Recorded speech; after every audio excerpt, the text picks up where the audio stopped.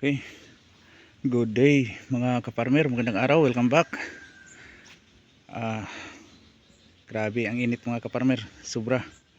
Pero sa wakas mga kaparmer, sa almost 2 months walang ulan. Kagabi umulan talaga na nakabasa.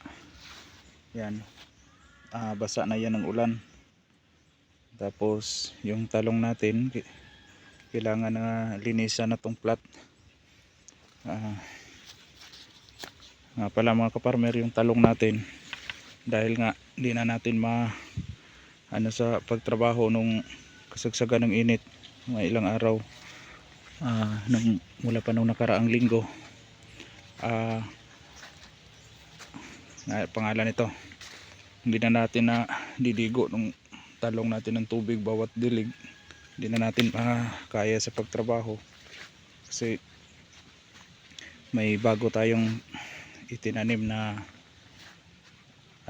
talong. Ang nangyari is inatake ng white flies. Yung white flies na mga kaparmer, maraming lumilipad, marami. Kahapon nag-spray ako Formula 1, pero sa ganitong sitwasyon mga kaparmer, hindi ko na yun hinahabol na talagang alisin mo yung white flies pag talaga yung tindi talaga yung atake nila, dahil season nila yon pag tag-init. Ang ginagawa ko niyan is kinokontrol lang yung populasyon nila, pero yung patubig talaga, panay patubig. Kung liliguin pa natin yung talong para ma-wipe out talaga sila na walang matitira maliban sa chemical na ini-spray natin gaya ng Formula 1, yung Oberon Speed, yung pangalan nito Cartap Hydrochloride,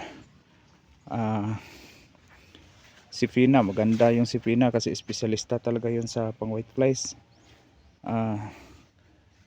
Binabasa din sana to ng tubig, liliguin, kaso yun nga, hindi na natin kaya pag trabaho. Wala rin tayong riser dito na yung overhead na para maligo yung talong, kaya yun lang, kukontrol lang natin yung populasyon nila. Tapos yung abono talaga at patubig, na makasipsip ng tubig yung tanim, dahil yung white flies ginagawa nila is sinisipsip nila yung mga pangalan nito, yung parang yung dagta ba yun ng tanim, anong tawag ba dyan sa Tagalog, sinisipsip nila yun, yun ang magiging pagkain nila dyan sa ilalim ng dahon. Tapos yung tanim pag magkukulang sa resistensya, yan na hindi natutubo, hindi nalalago. Tapos bawat dahon na naiitlogan nila, tapos yun din kinakainan nila, malalaglag yun sila, maninilaw hanggat malalaglag.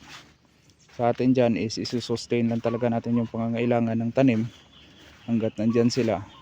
Kasi kung uubusin natin to, habol tayo ng habol sa ganitong mga atake. Okay lang kung mga mild na minimal lang yung attack ng white flies kasi madali lang makokontrol yan. Pero pag gaya nitong matindi, ay nako, wag nyo nang pilitin, mawawala din yan sila. Ito kasing talong, natural na host talaga to ng mga white flies, kaya ganon ang nangyayari. Okay, yun mga suggestion ko mga kaparmer sa white flies, Formula 1, Bio Optimax, yung Abamectin, pero sa ngayon mahina na yung Abamectin. Yung Alika pwede rin, pangalan nito Cartap pwede rin, Metomel pwede, Binibia pwede, Cyantraniliprol yun pero yung yung Cyantraniliprol maganda talaga yan sa pang-uod, pero kuha din niya yung white flies, kagaya ng Chlorantraniliprol, yung Prevaton. Yung Sifina mga kaparmer, espesyalista yun, espesyalista sa white flies, pero yun nga, espesyalista rin sa presyo, sobrang mahal. Nasa 2,400 yata ang half quarts, kalahating litro, kaya napakamahal. Okay, yun lang muna update natin sa ating talong mga kaparmer, kasi itong plat nito lilinisin pa to. Tapos kung kaya sa pagtrabaho, dapat mag-heal up tayo. Yung lupa dito sa gitna tambak yan sa plat, sa may puno ng talong. 1 week ito ngayon mula nung nag-abono. Kung makaya mamaya magsaboy na naman tayo ng abono, saboy na naman tayo ng pera. Pagkatapos magsaboy, kahit basa yung lupa, didiligan pa rin natin para yun nga ma-absorb.